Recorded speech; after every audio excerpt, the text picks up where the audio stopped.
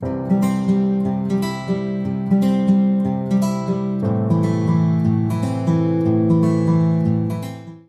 is 650th day that I'm here to show lessons I learn, and I'm learning. I hope this also supports your dreams, your goals, allow you to become the person that you want to become.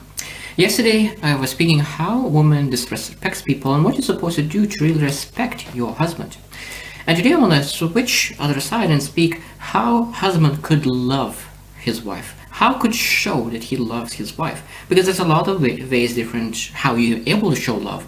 First thing, of course, you need to be self-aware and you need to be aware of your wife, what she loves, because every single woman is different. And of course, if you are able to be self-reflected, that means you're able to really understand your wife better, and of course, you're able to ask questions. And of course, when you understand her better, you're able to do something that really allows her to feel loved. Because if you do so many different things, but she doesn't feel loved by the things that you do, of course that will be a huge misconnection. But today we'll share 13 things that you potentially could do to really make sure that you're able to get closer and show your appreciation and show your love to your wife. So number one thing is communicate. Now, I know that communication for men is sometimes difficult. Not every single man is troubled with communication, open communication, but I know that there is a lot of men who are struggling to communicate. I'm one of those for a lot of time, and I think that still I need to improve my communication, but at the same time, communication is not the thing that was easy for me, because you need to share your thoughts, you need to share your feelings, emotions, and really, number one thing, aspirations, what you pursue. Because when a woman understands that you have aspirations, you have some goals, you have something that you pursue, of course it's much better to be around that kind of person, because this is a future-based person who loves and appreciates present moment. But at the same time, you need to share your emotions and feelings, because you open up to have a relationship. Because I was very individualistic, so I didn't want to communicate, share my thoughts and emotions. But when you realize that you are in the communication, in somebody's, of course, it's easier to build it up. Number two is listen actively. Again, it's easy to say things, but listen actively and be present and really attentive what your wife says is very, very important, and show that you're listening. Not that you're playing at the phone, playing a video game, or doing something totally different and not being able to listen, because you're able to hear but not listen at the same time. Because when a woman says something and then you need to, oh, I remember exactly what she said, and you ignore that. But of course, when you show that you're able to put your phone down on the table or somewhere on the side, you're able to turn off the video game, or you're able to turn off whatever you're doing and being fully engaged with the person and listen actively, of course that shows that you care and you love. Number three is show appreciation. Now you need to acknowledge her efforts, really encourage and see and show that she is valuable, and you see her value, so that in every single time when you acknowledge all her efforts and that you're able to see her efforts, that is very, very important. Because a lot of times people do things, and because they don't get appreciation, they think that the things that they do doesn't matter and they quit. So that means every single time when you get something done by your wife, you don't need to take that for granted and appreciate the things that she does, because the more you appreciate, the more she will be willing to do. Of course that you don't do that, you don't say appreciation because you want to manipulate, because you really want to appreciate the things that she does. Number four is spend quality time together.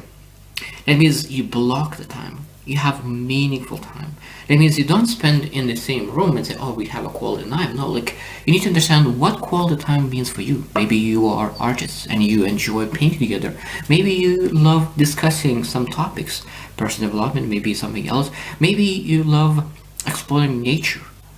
So what do you like to do as a couple, as a husband and wife? Because it's very important to understand what exactly do you love enjoying together, and then try to find time to expand the time that you're able to have that quality time. Number five is act of kindness. Act of kindness is a lot of different things. You can do the things that she needs to do for herself, but you're able to do for her. Maybe you're able to leave some notes, maybe able to leave some kind of small presents, maybe you can say something nice. Like, there's a lot of different ways that you're able to do that act of kindness, but one of the easiest things is just to really just wash the dishes. Maybe you don't never wash the dishes, and then now finally you're able to do that. And of course, that act of kindness, of course, is always nice because she will be really.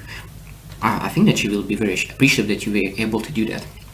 Number 6 is physical affection, and that is hugs, touches of the shoulder, hand holding. That means that you're able to show affection, able to smile, you're able to really come more often and really brush the shoulder or a back and really show that you care, because a lot of times really gentle touches are very, very meaningful, showing that I see you, I know that you're here, I know you're working, I know that you are busy, but I'm here for you if you need it. So small affections are always very, very helpful to show that you love. Number 7 is support her dreams and goals. So that means it's very, very important to encourage her and understand and ask questions. So what do you want to do? What do you want to achieve? What do you want to pursue? What's that your vision about? What is your best version of you? And what could I do to help you, to support you, and really help achieve your best version of you? Of course, you're not able to push her to do things that you think that she deserves or whatever. You need to ask her what she wants and encourage to find out what she wants and really help if she asks for help. Number 8 is respect her opinions and decisions. Respect her opinions and decisions. That means that you need to be okay looking in her viewpoint, and if you don't agree with her viewpoint, is okay. It's a lot of times people don't like that, but I said that I agree with disagree. It's okay not being 100% on every single decision. You just need to be okay that letting go and saying that, okay, look, I still love you, even though that in this specific point of view, I don't agree with you, but it doesn't matter. This is not life-changing thing, because only few things in life are non-negotiables, and a lot of times people think that small things really matter. No, small things doesn't matter. Like the biggest thing matters is, are you having that amazing relationships, and don't allow small things really put rocks in your relationships.